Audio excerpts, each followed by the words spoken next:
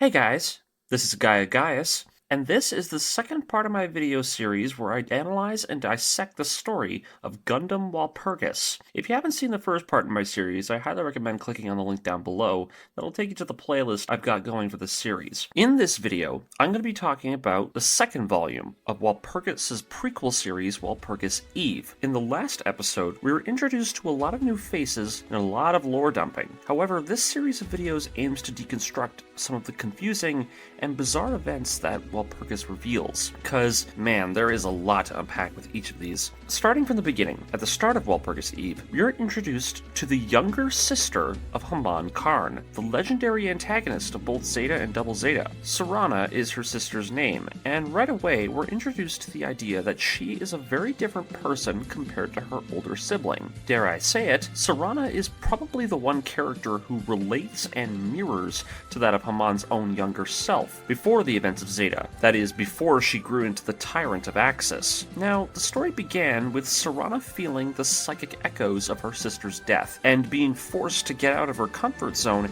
and rally the remaining Neo-Zeon forces under her banner to fight their way to safety. In her first major mobile suit battle, she commands the Demeter, the untested, next-generation version of her own sister's mobile suit, the Cubile.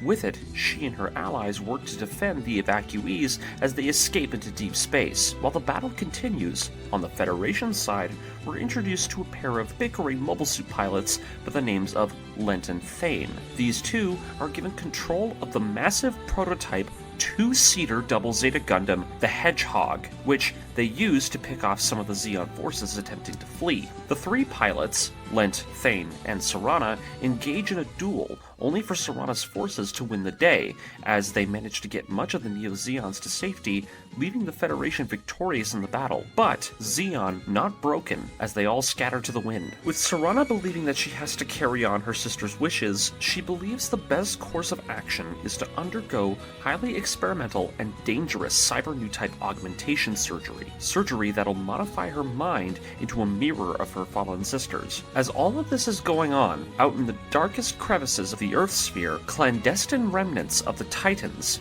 intelligent minds working to continue the secretive experiments of the late Paptimus Scirocco, face a crisis as one man, an officer by the name of Hyphen, tries to accelerate the development of the Enclave's goal, a powerful Newtype device simply known as Project Orpheus, leaving his other colleague, a scientist by the name of Tonio Mannheim, to fear for his son, whose unnatural creation and existence are key to this project's completion. Now, with that all out of the way, let's continue with our journey. Mobile Suit Gundam Walpurgis Eve, Volume 2. All images and characters are owned by their respective companies and creators. We return to Serana at the Newtype lab, and she's left in a great state of fear. The process, the one she's chosen to take to gain her these implanted memories of Haman Karn, will take about a year to complete. She worries, though, as she can't wait that long. The scattered forces of Neo-Zeon won't wait for her, and if she took the time to undergo this transformation, she doubts she would have any effect on unifying their troops in the end. The doctor says, though, that it would have to take that long. It takes years to establish and implant those kinds of memories without them being rejected by the host's mind, not to mention the fact that she is asking for them to recreate a perfect replica of her own sister's mind. The girl is understandably saddened. It was the best idea she had when it came to continuing to rally their troops under the banner of the Karns. But the doctor, however, makes a note.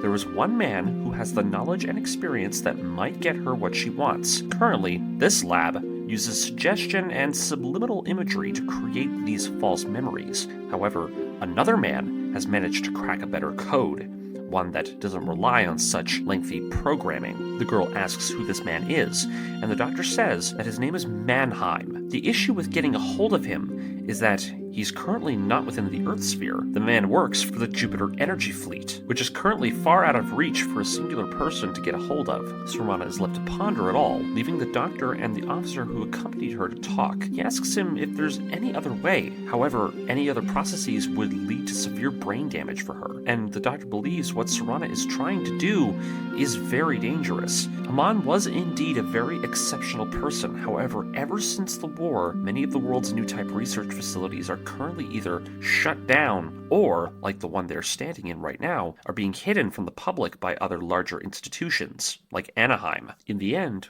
what the doctor believes is that Serana, what she wants to do to replace her mind with that of another, is a very wrong desire. As we turn to Serana herself, she sits on a park bench and is left to sulk and think. She came here knowing she might become a target by the Federation, but she banked on this place. But in the end, the only hope she feels she has is somewhere out where the Jupiter fleet is, which is too far away for anyone. As she sits and mumbles, a young man sits on a bench right beside her, his own frustrations leading his own words to comedically overlap with her own. He wanted to hang out with his friends, only instead he had to come to the lab for an examination. She looks over. The young man, strangely, bears a striking resemblance to Tonio Mannheim. Keep in mind that none of these characters have ever met. The young man that she's sitting next to is someone you need to take note about when it comes to Walpurgis. And yes, I'll be clear right now, this is a very brief scene, but this guy is actually the eventual protagonist of this manga, Masahiro Oaks. So, as you, the reader or the listener, I think it'd be best to keep your eyes on him for the time being, as this young man is going to be very important in these moments coming up. As the two share a smile in the courtyard, we turn to Anardo. The man is watching from a high altitude above the city of Granada, the location of the Newtype lab that Serana is currently visiting. The man is doing a patrol, however, he can only stay at a certain distance from the city, as if he were to get any closer, their forces would trip the city's surveillance systems. Anardo points out that his suit is drifting due to some kind of malfunction with it. He returns to the ship, and the crew from the Subtlety earlier are all manning a cargo vessel, it would seem. They've managed to use it to slip into Granada's airspace. On the bridge, each of the crew are all extremely worried for Serana. They fear if she were to be captured. However, the captain is banking on the fact that the Federation as well is being careful when it comes to entering the city. This city was once a Zeon stronghold during the One-Year War, and despite the fact that the Federation controls it, the city has many citizens within its walls that side with Zeon. There is a high amount of caution when it comes to the precarious nature of the city. However, the precarious nature of the city doesn't seem to stop anyone. We see two shifty individuals heading under an overpass, one driving a car and the other a large truck. The truck driver thanking the other man as the vehicle continues onward. Who are these men? Well, just wait a second. Back with Serana and the young man, the girl has treated him to some ice cream next to a food truck outside the lab. He tells her that he's frustrated with his dad. You see, this young man, the reason why he is at this laboratory is because he suffers from memory loss. He tells Serana that his dad is really overly exaggerating about his condition, though. His dad had him sent to this facility on the moon, even though he knows he's perfectly fine at the local hospital back home on Side 2. Serana, however, seemingly and jokingly taken aback by his casual demeanor, tells him that maybe his dad just cares too much about him. But the young man doesn't seem to know the reasons why. Just as the two enjoy their little treat, the young man keeps hearing his name being called by one of the nurses. His name, Masahiro. The young man scarfs down his food as he leaves with her, the young nurse being worried as her patient had just wandered off out of the building. With Masahiro leaving and thanking Serana for the snack, he then heads back off to the lab, the young man asking where his dad went, only for the nurse to tell him that he unfortunately couldn't make it. He had some business he had to take care of on his own. The faint mention, as the two of them walk away, of the word dad reminds Serana of her own father, the great Maharaja Karn. Particularly, she's reminded of how she argued with him as a child, how he yelled at her for going around telling the soldiers taking refuge on Axis that it was a haven, and that if they stayed, there wouldn't be any more fighting. But her father, being the extremely prideful man he was, telling her that this place wasn't their home. It was a fortress for their troops and nothing more. However, as the little girl cries as her father yells, we flash forward to years later, to the final days of Maharaja Karn's life. How, at the end of his days, he felt sorry for the way he treated Serana. How, in the end, in all honesty, Serana was the one person he cared about the most. And in the end, Serana and Maharaja were the most alike in terms of what they valued. They, in truth, both hated fighting, and always wished for it to end. As the girl sits beside the food truck at one of the tables, thinking to herself, we finally learn what the deal is with that truck from earlier. A small drone hides away in a tree. As its operator spots Serana sitting alone, he gives the signal to the others. The truck's back doors open, and a pair of Wappa hoverbikes jet out from their hiding place, their riders armed with suppressed assault weapons. We turn to Masahiro, and he can hear something. More importantly, he can sense something. The nurse tells him that she'll go get him some drugs for the time being. However, a strange feeling overcomes him. He looks out the window and spots the Wappas as they jet past the building. Serana feels a presence as well. Her sister's voice, telling her to watch out. She ducks. Bullets riddle the outdoor cafeteria. Civilians caught in the crossfire as the two bikers attempt to fire on the girl as she dives to the ground. Serana, though, immediately figures out who these assassins could be. You see, Zeon right now is in a very divided state. Its many different sub-factions are attempting to seize power from within. These attackers are, in all likelihood, members of the Hardline faction and the strongest opposition to Serana's claim. The girl is terrified, though. These men just killed innocent people just to get to her. As one of the riders on the back of the bike attempts to take aim, out of nowhere, the driver of the bike is hit in the head with a fire extinguisher, sending him and the gunner hurtling towards the ground. As the other Wappa turns around to head in for another strafing run, Serana looks up and sees Masahiro jumping from a window from a third-floor balcony, the moon's weakened gravity lightening the strain from his fall. The young man running to her aid as bullets begin to fly. As he makes it to her cover spot, the girl demands that he leave. These men are after her, and if he stays, he'll only get caught up in the crossfire. However, Masahiro immediately says no.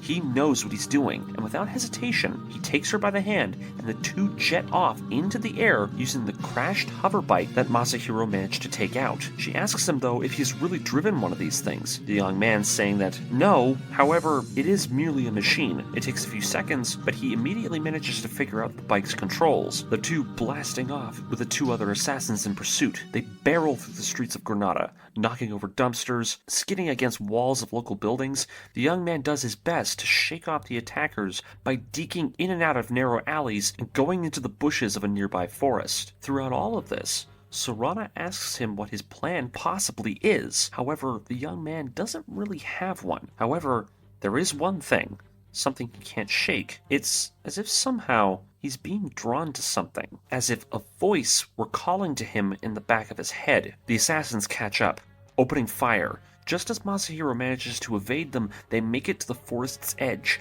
their bike jumping out into the open road. But just as they leave the bushes, the bike is smashed as the front of it crashes into a moving transport truck, sending the two of them flying to the end of the road and the truck screeching to a stop. The attackers stop at the forest's edge, spotting the crash.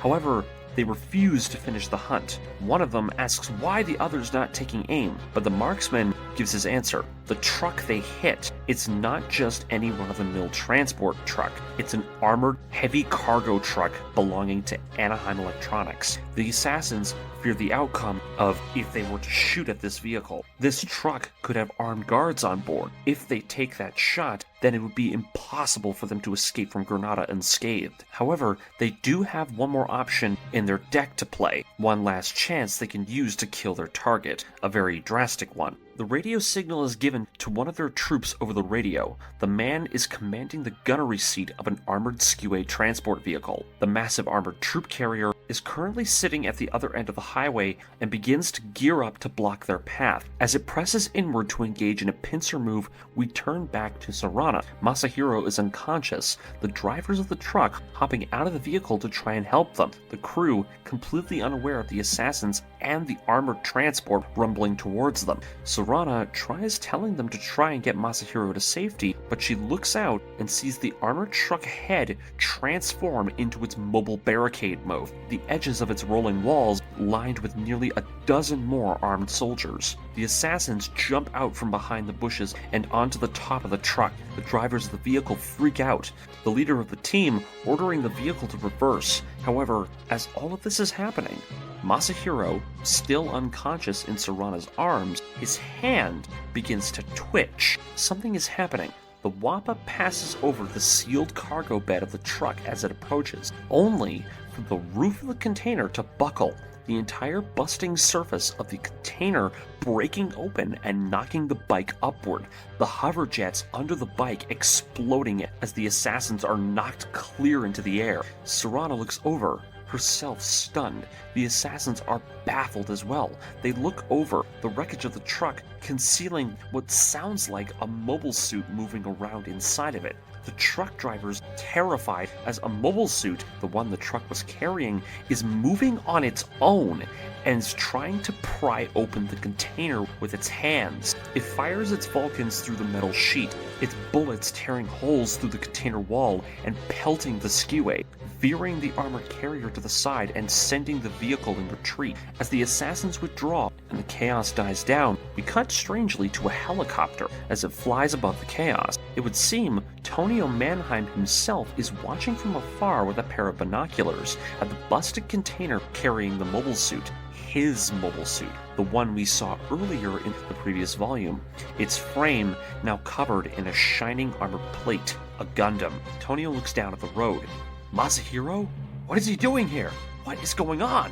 A car screeches to a halt. Officer Sand, Serana's companion, asks if she's alright. Serana is really happy to see him, however, Masahiro is still unconscious. Serana is grateful to him, but she knows the best thing for him is for him to stay. She leaves him on the grass, her coat left on top of him to keep him warm. She leaves thanking him, hoping that nothing bad happens to him. He's brave, but she hopes that with that bravery, he won't be the kind of person like her who's being forced to fight. She tells the truck drivers to look after him. He's got nothing to do with all of this mess.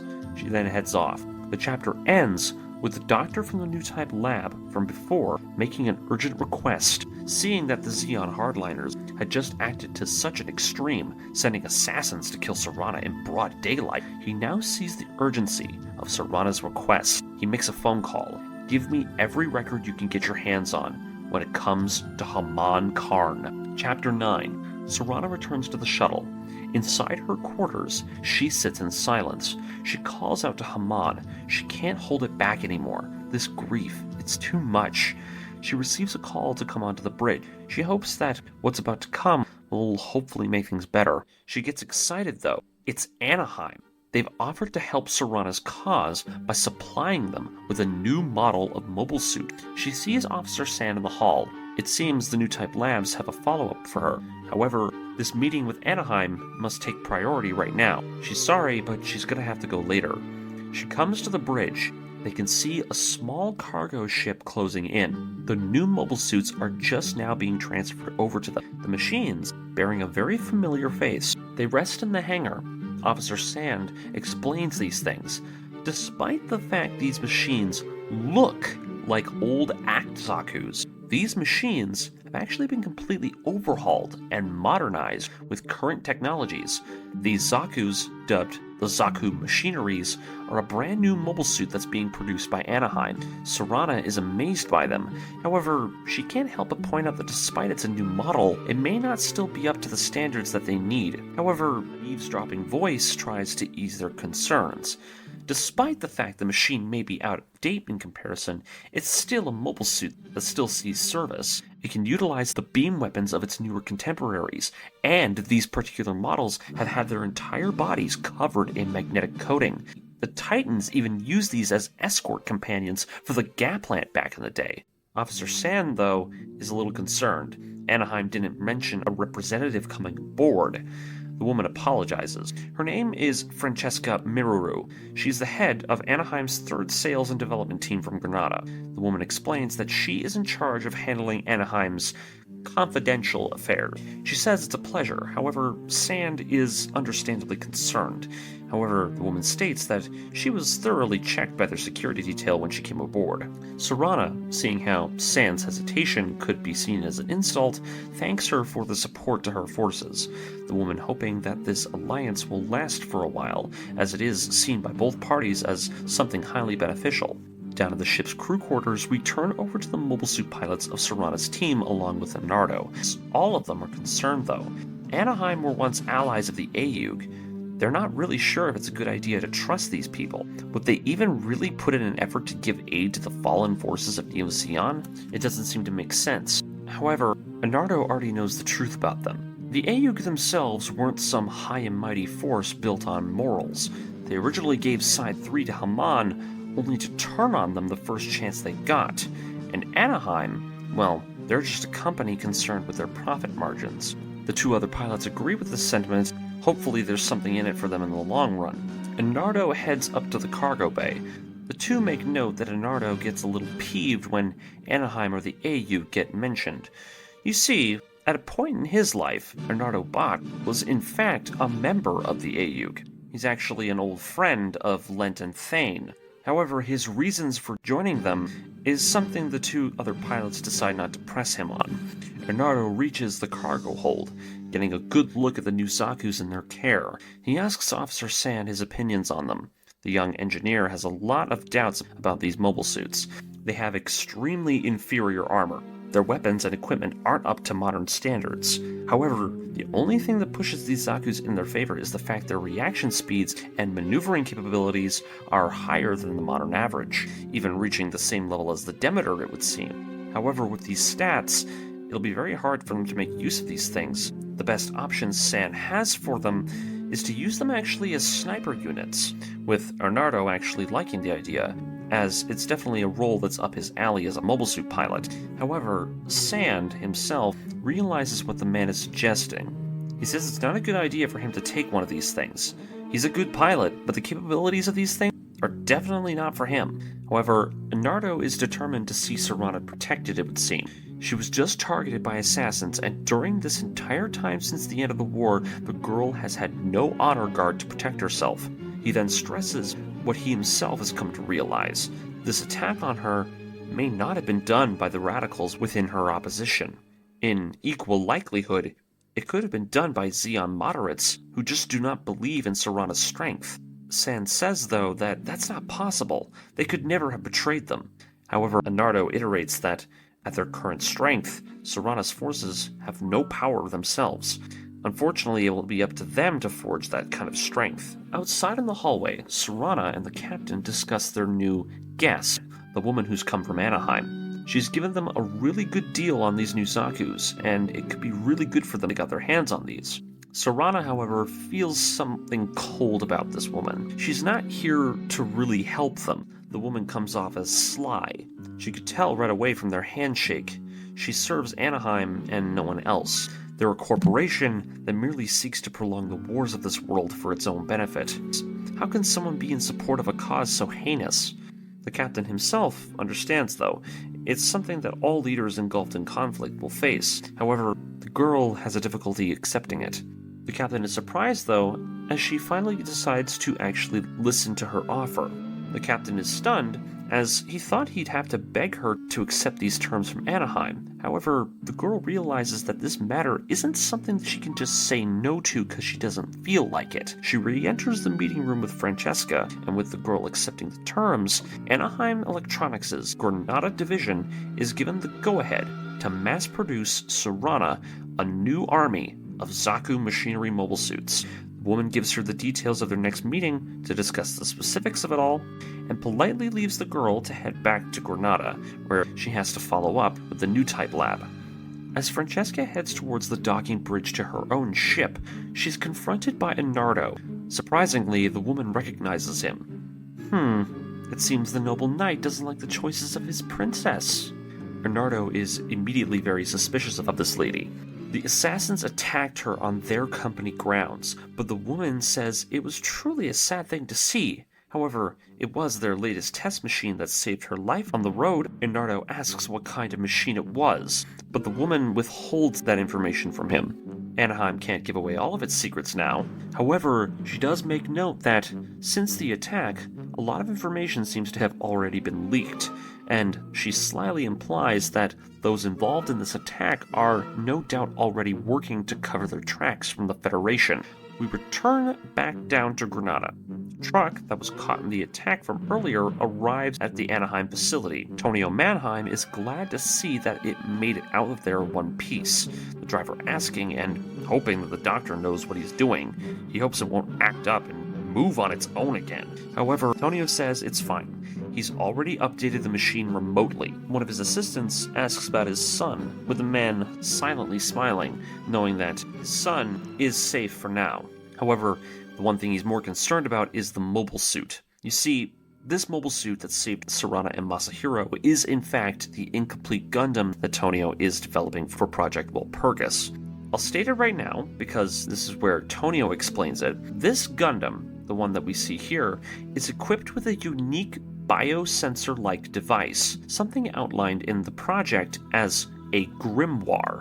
However, Tonio is fearful, as he never expected the machine to be capable of operating under any outside influence. He requests that they perform extra sealing and protective measures to ensure the security of the machine, the doctor knowing that the more chains they put on the grimoire, the better the machine will be in its objective. The two then wonder why it was that Zeons were spotted in the city. However, Tonio can already guess. Some kind of internal conflict, one that he knows in all likelihood isn't finished. Chapter 10. And this is something I'm going to add to now.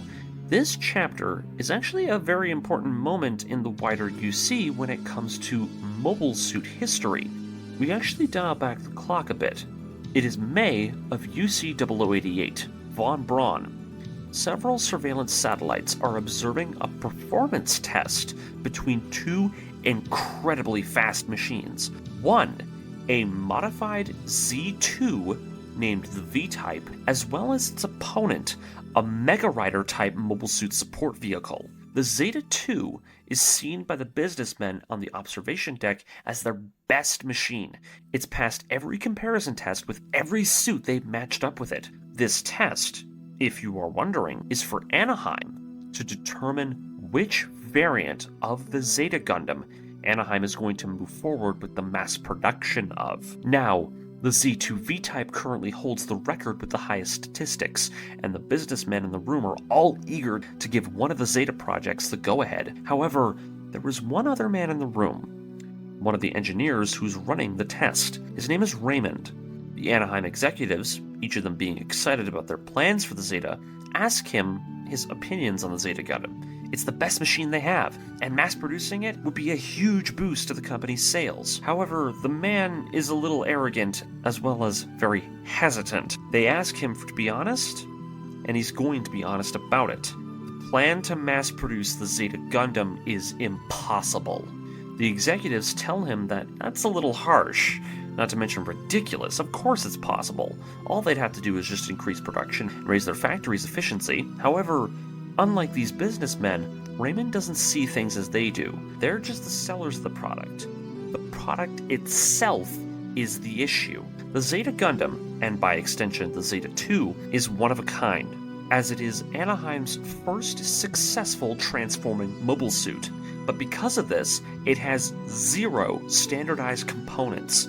The amount of moving parts it has are so vast that the suit would need to be constantly resupplied with magnetic coating, which, at this time, is still a highly expensive material to make.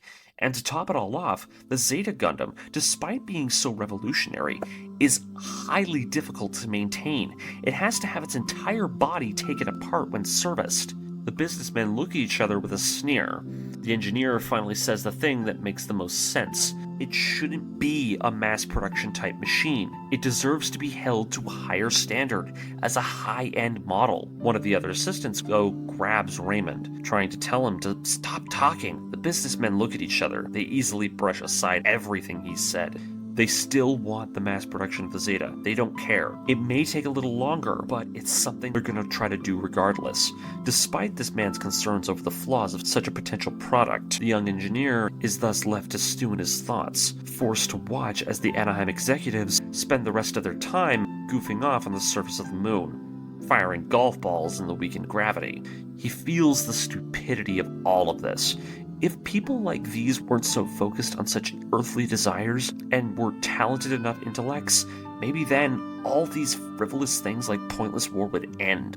and the world would finally get the chance to change and be better. Raymond returns to his office alone, completely bothered by the executive's behavior, the arrogant and ignorant attitudes they all displayed.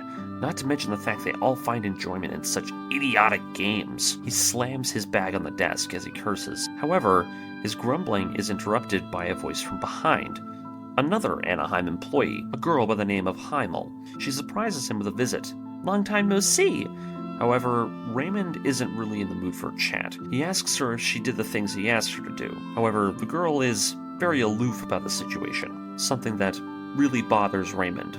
However, she tells him that her superiors actually want to see him, something about a secret project, one she can't really tell anyone else here at the office about. We cut later, and Raymond is brought down into the bowels of the Anaheim facility, where he's met by Francesca. She's been waiting for him. The two enter the room, and the man is surprised to be greeted by Tonio Mannheim. Tonio asks if this is the man he's been referring to, and the woman says yes.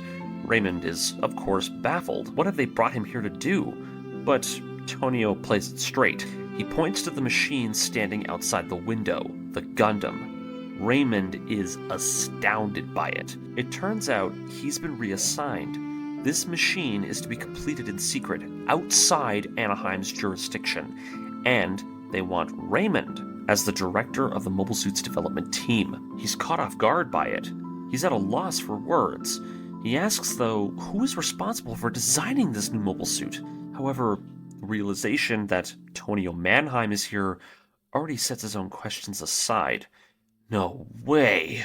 Yes, a machine of unparalleled performance, designed by one of the most prolific military geniuses of their age.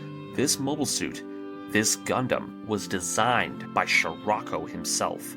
As Raymond is given the rundown by Francesca in her limousine, Raymond is amazed, his eyes fully transfixed on the massive technical documents he's now reading for the first time on this Gundam's schematics and its blueprints and everything about it. The woman is pleased. The man seems to like this Gundam. Raymond himself is understandably extremely excited. He won't let them down. He'll make this thing the best mobile suit ever. However, Francesca states that, in truth, the Gundam itself is of no interest to their aims. What matters truly to them is the grimoire. He remembers seeing something about it in the files he read. He sees it, a biosensor device, a type that was being developed on board the Jupitris. Francesca says that she herself needs to find out what this thing is, so they can further the completion of this Gundam. Raymond says, though, that all of the data that's here, it says it's been black-boxed. However, Francesca knows the truth. Tonio is hiding something from them, and she wants Raymond to uncover that secret for her. She doesn't care how, and it doesn't matter with what means. Perhaps Tonio's son could help them. However, Raymond is concerned by what she's asking him to do. By the way, she's insinuating she wants him to blackmail him? However, the woman is casual to brush off such a heinous thing. Once again, she doesn't care about the how, just the what. Raymond still hesitates. However, she reminds him that at the end of the day, she and him are in the business of making weapons, and the more powerful a mobile suit, the less casualties it creates. The man sulks in his seat, the woman herself remembering the one thing she knows when it comes to Raymond, that he too is a victim of the one-year war, as so many of them are. Raymond then complies under his breath. I'll do it. For a better, more beautiful world. Chapter 11. We fast forward 3 months. Raymond is hard at work with the Gundam development team. Over this course of time, the Gundam has seen considerable improvement. Raymond himself is the type of leader who demands absolute perfection. Even if the smallest detail is off, they start over. However, unbeknownst to the other mechanics, Raymond is doing what Francesca ordered him to do. Ever since he became director of this secret project, he's been purposefully delaying the Gundam's development as a means of not only studying the machine, but also so he can infiltrate Tonio's own part of this project. This Gundam has fallen so far behind that in terms of performance, this machine is nearly a generation behind its current contemporaries. However, because of this Gundam's amazing construction and quality, it still shows hints of those modern counterparts. Raymond himself is amazed by this machine. The more he looks at it, the more he's amazed that such an exquisite machine was created by a single person. However, the more that Raymond has been able to dig up when it comes to Tonio's work, the more he's managed to uncover about the man's secrets. He's uncovered a single code phrase littered throughout the Gundam's technical files, a quote-unquote eldritch system. What this system is, Raymond has no idea. It's not anything that Scirocco had outlined in his original blueprints. It's not identified in any of the machine's specs or computer code. It has Raymond annoyed. Whatever Tonio has planned here, he didn't tell him. He then asks Heimel about where the doctor is. However, the girl says that Tonio is away, currently at Side 2 for the time being. The core pod for the Gundam is undergoing its completion there. Raymond, hearing this, is bewildered by this news. Half of the Grimoire device is installed in that thing. The girl, though, is not too concerned. It didn't really matter where the thing was finished. Besides, the doctor has his son to look after. However, Raymond fears that, perhaps, Tonio has caught on to him and is snooping. However, Heimel reminds him that the doctor still has his son to look out for, so there's nothing to fear when it comes to his absence. However, as Raymond thinks on it, the team is jolted from their seats as the Gundam begins to jerk around again, the suit acting on its own. The team is quick to cut the power as to prevent an accident. One of the mechanics says that they came across a faulty signal coming from the machine. However, that doesn't stop Raymond from asking them to fix it. Replace all the machine's sensors and all of its controls to stop this thing from acting up again. With the team of engineers heading off to fix the Gundam, Raymond is summoned by Francesca to her car once again. She demands his progress. With Raymond and her driving along, he says the suit's development is proceeding smoothly. The suit's performance is incredible. It might even surpass the Double Zeta. However, Francesca wants him to cut to the chase. The Grimoire. What do you know? Well, it turns out, after all these months, Raymond has been able to learn everything he can. He's even managed to screw up enough with their parts and service for them to construct a second machine if they need to. However, there's one thing he isn't sure about, and of course that is the Grimoire itself. However, Francesca sees that progress is still going well with his mission. So, in the end, she knows he could be the one to help her replicate this device for their own purposes when the time comes. The chapter once again jumps to 6 months later, and the Gundam has been finally completed. After all of Raymond's frantic work on this masterful machine, he's ironically started to begin to worship the damn thing, going so far as to kneel before it and calling the Gundam his king. He gives a rousing speech to the crew, thanking them for all their efforts. This Gundam is the greatest Newtype machine they've ever built. The last work of Paptimus Scirocco, the greatest mind of their age. The crew is excited. Tomorrow they can finally begin operational tests on it in the field. Tonio Mannheim himself enters as the team gets all excited and prepares for the Gundam to ship out. It's finally time to finish this, huh? Raymond greets him, wearily though. He says he'd hoped that by working on this machine he'd better understand what Scirocco was thinking when he designed it. However, Scirocco's death is what makes no sense. He created the O, the greatest quasi-Psychomu mobile suit ever conceived, and yet he was killed by such a simple strike in the end. Tonio wonders that too. However, from his own experiences with the man, he knows that he no doubt figured out why in his final moments. Tonio himself is reminded of his final conversation he had with Scirocco. The fact he'd actually tried to warn him about the O Psychomu might have the potential to be affected by other Psychomu devices. The man saying that he easily checked and secured any potential risk when he built this machine. However, we the reader, and by extension fans of Gundam, know this was proven wrong in the end. Tonio then says he wants to make sure that no one else falls victim to a fate like Paptimus. This statement reassures Raymond in his theory though. Not only that, it confirms it. The Grimoire, the thing he's been trying to learn about, has the potential to surpass the enormous strength of a biosensor. Chapter 12.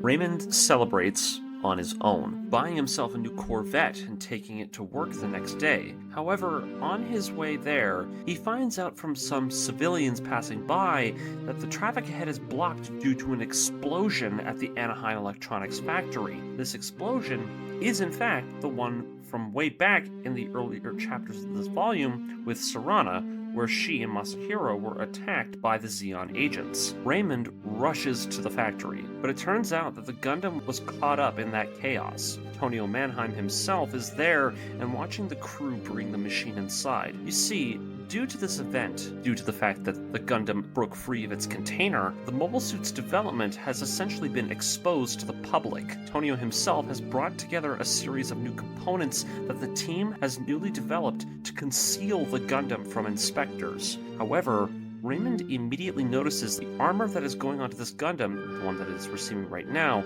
is not the one that they'd agreed on. The machine was supposed to receive Chobam armor. However, this set of armor is obviously not that. The mobile suit's now bulky silhouette is one that makes Raymond furious. Tonio says that the grimoire has been, quote-unquote, liquefied. The advanced microscopic chips that make up the grimoire device have been placed into a series of modules that are embedded within this armor plating. What this armor does is essentially act as a Psychomu nullifier, producing inverted psycho waves to suppress the unit's vast psychic energies from the grimoire device. Raymond demands to know why on earth the professor is putting shackles on this machine when it's already been perfected, not to mention the fact that the unit has had its core pod removed. The machine is just dead weight now. All the important stuff is gone. However, Tonio brings up the incident that just happened on the road. The Gundam. It moved on its own. It had no cockpit module installed, yet somehow the machine's logs displayed evidence that the unit, despite having so many internal defenses against exterior psychowave influence, the machine activated on its own with the use of an outside individual's presence. These words drive Raymond to madness. That's literally impossible! He tries to blame it all on the unit's autopilot. However, Tonio can easily see through his constant jabber. His expression tells Raymond everything he needs to know. The incident, it was deliberate, at least from their end. He calls out Tonio, telling him that his actions have breached his contracts with Anaheim, and that he warns Tonio that he can't keep his mouth shut forever. Heimel, though, standing behind him, tries to get him to calm down. The more that Raymond says, the more trouble he's making for everyone. But Raymond immediately tells her to shut up, only to look over and realize that he is making a scene. All of the Anaheim workers are staring at him. Heimel herself then twists his argument, telling Raymond that he can't go around saying stuff like that, especially if they literally have inspectors coming to check out their work soon. If he goes around spouting stuff like that, they'll all get in trouble. Raymond himself, though, groans. Fine. For now, they'll have to just finish with the cover-up work as it is. Tonio says there's no problem to that, and he leaves telling them to keep up the good work. As he walks away, Raymond is left seething. He noticed that Tonio had a new assistant standing next to him, an Anaheim employee that Raymond knew was at the bottom of the charts. A new assistant he sees as his replacement, one he begins to think is also hiding secrets that he is unaware of. He contemplates it all. He's angry. He doesn't care about what happened on the road with this thing. But he then starts to realize that perhaps, maybe, Francesca perhaps set him up to fail, as a way of having a fall guy who can take the blame when the Federation catches on to Tonio and Anaheim's work. He then finally tells himself that he's had enough of it, he's done, and he storms off. With him leaving, Tonio and his new assistant discuss it. The truth is, they both have known what's been going on with him. They've known all this time what Raymond has been up to.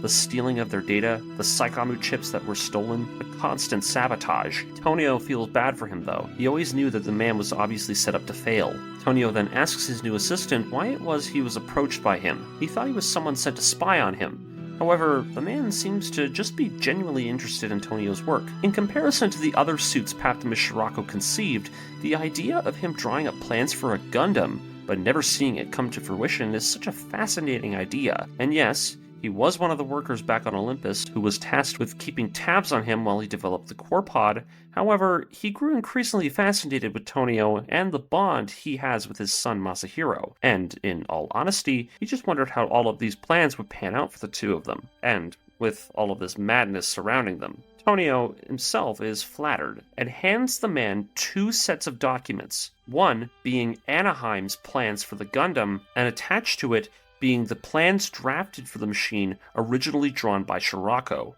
However, as he looks at the plans that Anaheim had for this machine, this Gundam would have definitely been given quite the darker fate. It seems they intend to duplicate this machine, possibly dealing this unit they're building away and, in all likelihood, destroying it. All of their work, all of their progress, a godly machine built by average people, gone. and just covered up. And after what's happened with their Gundam in this recent incident, Tonio wants this man's help to build a proper replica of this Gundam, one they can use as a false flag to get Anaheim away from their grimoire. The man easily agrees. The conversation ends with the two of them coming to a conclusion, one they've been trying to somewhat avoid: the truth, that Scirocco was in fact not a great man. He was definitely a man who was highly sinful and flawed. Now, this isn't where this volume ends. However, I feel like this is a good spot to actually end this video. Now, Walpurgis Eve, at the current point of this recording, is actually still ongoing. However, it is rounding up to its conclusion. But with where Volume 2 ends off, I think it is actually the best time to put a buffer in here so the next video in this series can actually bridge into Walpurgis proper, so that with the next video we can actually jump right into the main story, as with these first two volumes everything has really been established. Now, I will continue with Walpurgis Eve in future videos, just to keep the story completed. Now that we've dealt with the core things that have been established in this prequel, I think it's now the proper time to actually jump into the main story, as we have everything we need to actually start the story. Here are the things to remember. 1. Haman Karn, the sister of Haman, plans to undergo cyber Newtype enhancement surgery to allow herself to inherit the memories of her sister so that she may succeed her as the new leader of the Axis forces. As for Tonio, he has developed a Gundam using schematics conceived by Paptimus Scirocco, and his son, Masahiro Oaks, or Shamal, is the key factor in the Gundam's contribution to the larger project that is Project Walpurgis, and eventually Project Orpheus. Now, that's it for the rest of this video. Tune in next time where we actually are going to jump into the main story of Gundam Walpurgis proper with Volume 1, and the story of these truly mind-shattering events within the Universal Century timeline. Remember to like, comment, and subscribe, turn on notifications so you're caught up with my videos, and this is GUNDAM, signing off. I'll see you in Walpurgis proper.